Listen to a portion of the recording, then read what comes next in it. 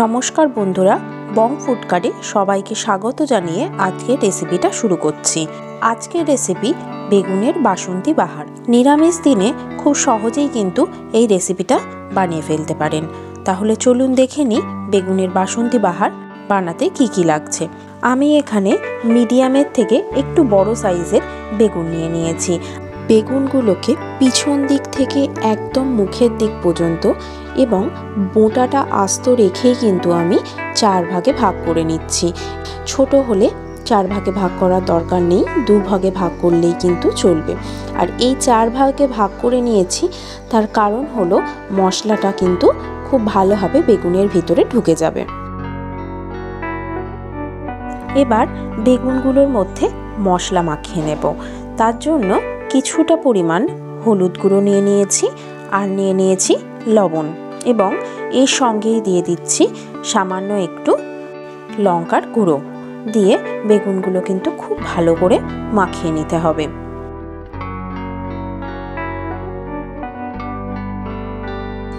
এই মশলা মাখানো ম্যারিনেট করা বেগুনগুলো রেখে দেব মোটামুটি 10 থেকে 15 মিনিট মতো। আর সেই ফাঁকে বেগুনের গ্রেভি বানানোর জন্য মশলা রেডি করে নেব। লাগছে 4 চামচ সাদা সর্ষে আর তার সাথে 1 চামচ কালো সর্ষে। এইটা জল দিয়ে 10 থেকে 15 মিনিট মতো ভিজিয়ে রেখে দেব। ও হ্যাঁ, আর এর মধ্যে দিয়ে দেব আরও 1 চামচ পোস্তর দানা।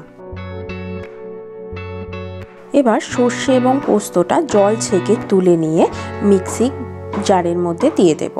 আর এর মধ্যে দিয়ে দিচ্ছি বড় 1 চামচ নারকেল কোড়ানো, তার সাথে 4টে আমন্ড বাদাম, সামান্য একটু লবণ, আর তার সাথে হলুদ গুঁড়ো, 2টো কাঁচা লঙ্কা আর পরিমাণ মতো জল দিয়ে ভালো করে পেস্ট বানিয়ে নেব।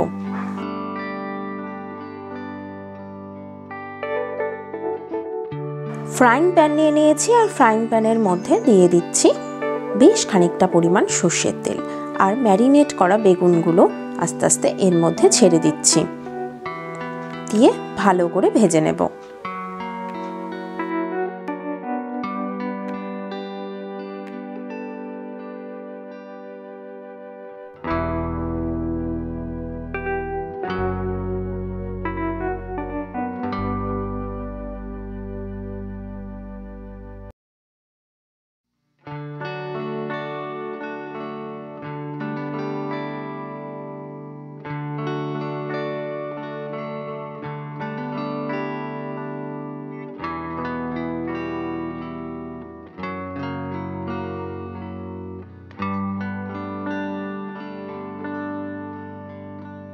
বেগুনগুলো ভাজা মোটামুটি কমপ্লিট হয়ে গেছে।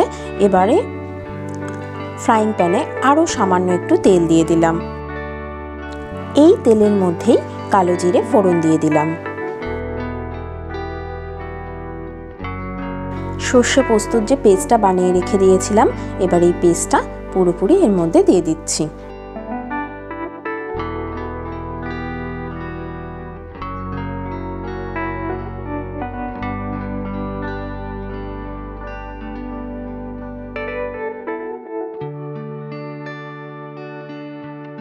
এবার মশলাটা ভালো করে নাড়াচাড়া করে নিচ্ছি।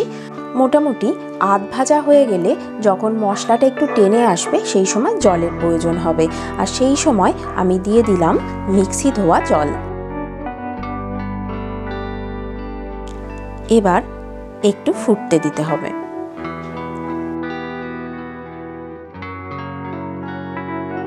ফ্রাইং প্যানে ঢাকা দিয়ে 3 থেকে 4 মিনিট মতো ফুটতে দেব। এবার এর মধ্যে স্বাদের জন্য দিয়ে দিচ্ছি 1 চামচ মতো চিনি। যে যেমন মিষ্টি পছন্দ করেন সেই বুঝে কিন্তু চিনিটা ব্যবহার করে নেবেন। আর এর মধ্যে এবার দিয়ে দেব ধনেপাতা কুচি।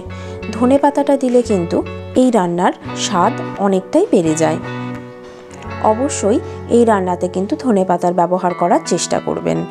এবার যে বেগুনগুলো ভেজে রেখে দিয়েছিলাম, সেই বেগুনগুলো একে একে দিয়ে দিচ্ছি।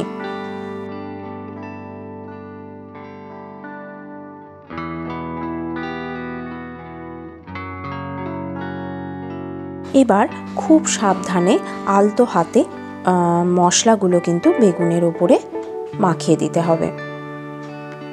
বেশি নাড়াচাড়া করলে কিন্তু বেগুন ভেঙে যাওয়ার সম্ভাবনা থাকবে, সেই জন্য খুব সাবধানে হালকা হাতে মাখিয়ে দিতে হবে। আবার ঢাকা দিয়ে দিলাম, দিয়ে আরও 3 থেকে 4 মিনিট রেখে দিলাম। এবার দেখুন মশলা থেকে তেলও বেরিয়ে এসছে আর মোটামুটি বেগুনটা রেডি হয়ে গেছে।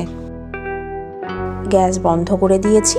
এবার এর ওপর দিয়ে গার্নিশিংয়ের জন্য বেশ খানিকটা পরিমাণ ধনেপাতা ছড়িয়ে দিলাম, আর এর ওপরে আরও খানিকটা নারকেল কোড়ানো ছড়িয়ে দিচ্ছি।